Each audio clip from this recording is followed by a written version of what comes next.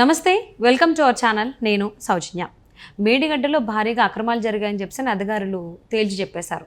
కానీ దానికి సంబంధించి అధికారులు సపోర్ట్ చేయాలి, బట్ అధికారుల నుంచి అయితే సపోర్ట్ రావట్లేదు అని చెప్పేసి అధికారులు చెప్తూ ఉన్నారు. మరి ఈ అంశానికి సంబంధించి మనతో మాట్లాడడానికి, వారి విశ్లేషణని మనతో పంచుకోవడానికి ఈరోజు మనతో పాటు ఉన్నారు టీడీపీ స్పోక్స్ పర్సన్ సూర్యదేవర్లత గారు ఉన్నారు. వారితో మాట్లాడదాం. నమస్తే అండి. నమస్తే. సో మేడిగడ్డ ప్రాజెక్టులో అన్ని అక్రమాలు జరిగాయి, లేదా భారీ అక్రమాలు జరిగాయని చెప్పేసి అని తేల్చి చెప్పేశారు. బట్ దానికి ఏం జరిగింది, ఎలా జరిగింది అనే దానికి సంబంధించి అధికారులు అయితే కొంచెం సపోర్ట్ చేయాలి, కానీ అధికారుల నుంచి అయితే సపోర్ట్ రావట్లేదని చెప్పేసి అని అంటూ ఉన్నారు. సో ఇందులో కీలకంగా వ్యవహరించేది ఏంటంటే ఐఏఎస్ ఆఫీసర్ స్మితా సబర్వాల్.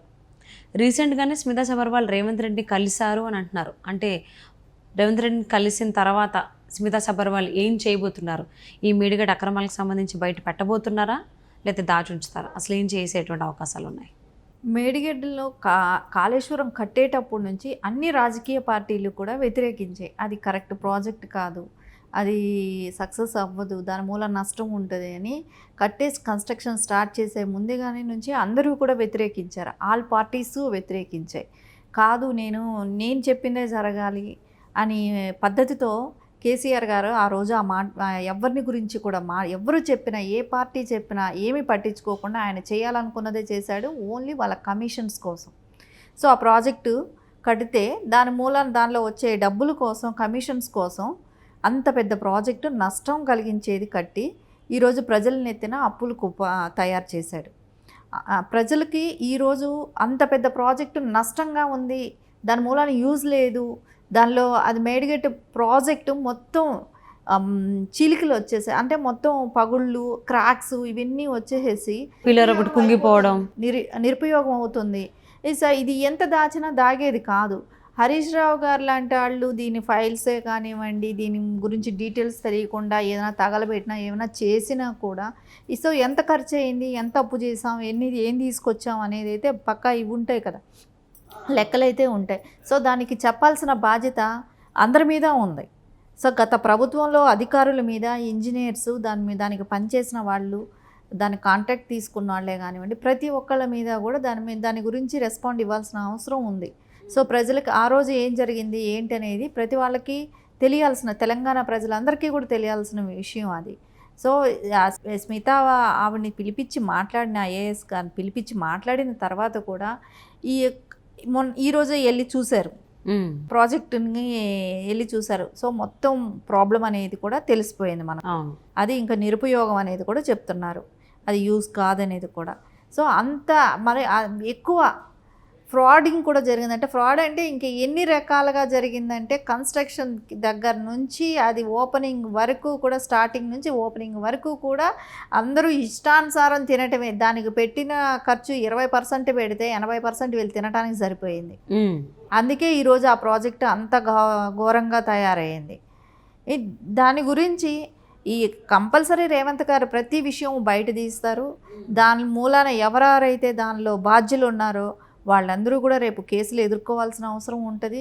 ప్రతి వాళ్ళు కూడా దానిలో ఇన్వాల్వ్మెంట్ అయిన ఐఏఎస్లు, ఐపీఎస్లు కూడా వదిలిపెట్టేది లేదు. అంటే ఖచ్చితంగా అయితే నిపుణుల బృందం అయితే తేల్చి చెప్పేసింది మేడిగడ్డలో ఆ ప్రాజెక్టులో ఖచ్చితంగా అక్రమాలు జరిగాయని చెప్పేసి.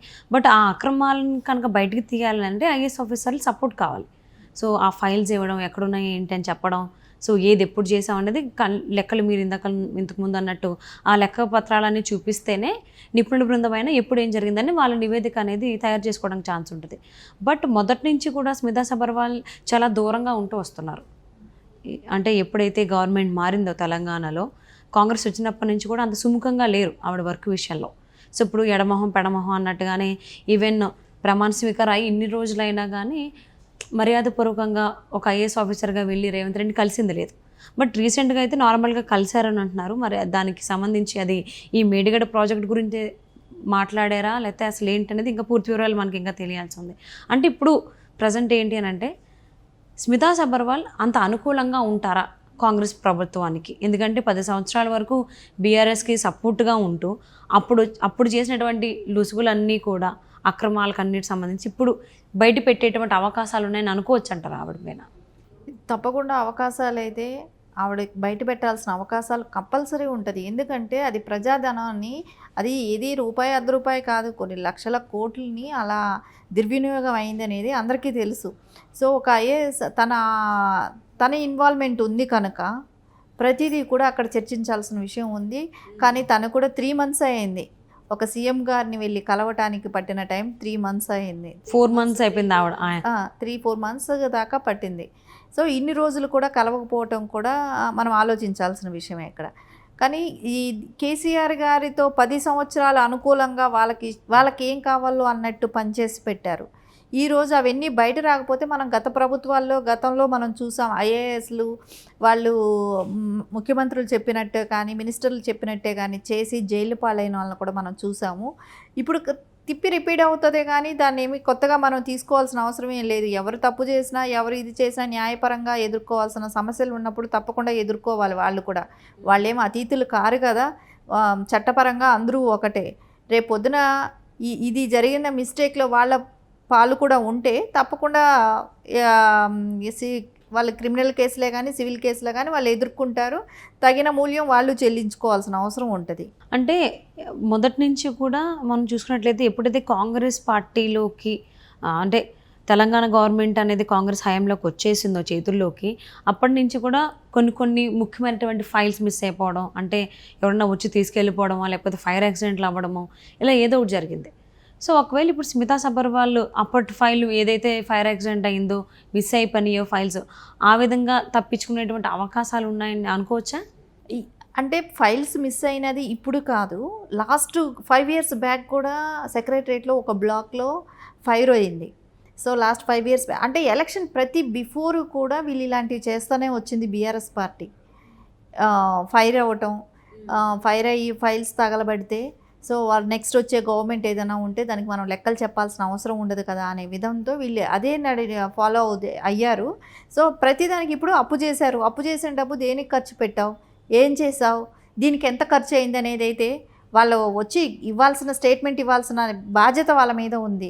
సో ఎవరెవరికి ఎంతెంత ఇచ్చారు, ఎక్కడ ఎవరికి ప్యాకేజీలు ఎంత వెళ్ళినాయి అవన్నీ కూడా బయట వస్తుంది. ఏది రూపాయి అర్ధ రూపాయి ప్రాపర్ ఇది కాదు కదా, లక్షలతో సంబంధించి లక్షల కోట్లతో సంబంధించిన ప్రాజెక్ట్ అది. సో ప్రతి విషయం ప్రతిదీ కూడా బయట వస్తుంది. దానికి అంత ఈజీగా వాళ్ళ ఫైల్ తగలబెట్టినంత మాత్రాన మర్చిపోయే విషయం ఏమీ కాదు అది. ప్రతి ఒక్కళ్ళు దగ్గర నుంచి ప్రతిదీ కూడా రేవంత్ రెడ్డి గారు స్పష్టంగా ఉన్నారు. ప్రతి అవినీతిని కూడా బయటలాగుతానని, ప్రతి చోట రూపాయి ఖర్చు కూడా బయటలాగుతాననే ఉద్దేశంతోనే ఉన్నారు. ఆయన ప్రతిదీ కూడా అన్నట్టుగానే చేస్తారని కూడా అనుకుంటున్నాం. అవును.